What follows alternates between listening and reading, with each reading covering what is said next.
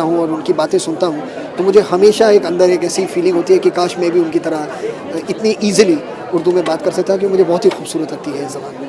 और इस किताब के बारे में बताइए कि किस तरह की नज़रिए है इसमें और आप क्या समझते हैं? मेरे ख़्याल से हिसाब से बहुत ही एक इम्पॉर्टेंट बुक है आज के टाइम्स के लिए। इसमें जो है ये जो 2 वॉल्यूम्स हैं, पहले वॉल्यूम में जो इंडिया की कल्चरल हेरिटेज है और जो नेचुरल ब्यूटी है वगैरह वगैरह सब बताया गया है इन डिफरेंट चैप्टर्स।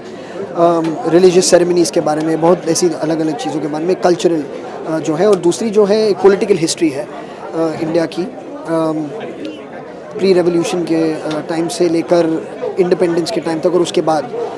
तो एक बहुत ही और जो भी दिखाया गया है, it's a celebration of India and at the same time it is showing what all India has been through for you and me to enjoy the freedom that we are enjoying today. So I think it's something that's very important, something that we should cherish and something that we should strive to protect and to build on. The book, I think, when people read it, it will, I guess, instill in them firstly a feeling of pride. It will also instill in them knowledge.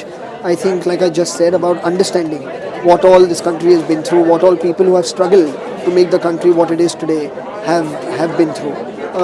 Poets have always had an inherent flair of writing very honestly and very openly about what is going on socially, and I think it's very relevant in today's time because there seems to be a little bit of ambiguity, when people are talking constantly about patriotism and different things, that what it truly means.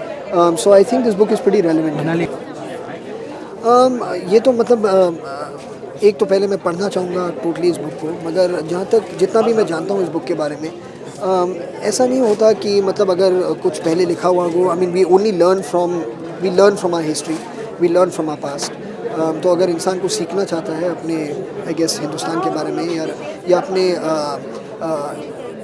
देश की history के बारे में, तो poetry is a wonderful way to learn it because poets definitely are one of the most honest writers of any form, who are free thinking legal, and I think it's a great way to learn about the past because learning about the past always helps you to not repeat mistakes in the future. आपकी favourite नज़म कौन सी है? जी, वो जो उन्होंने कहा, जो जानिसार अख्तर साहब ने अपने डेथ बेड पर लिखी थी, वो definitely was an extremely emotional poem. आपने कहा लिखते हैं, थोड़ी बहुत आपने लिखी हुई नज़म सुनी? नहीं, मैं वो किसी और दिन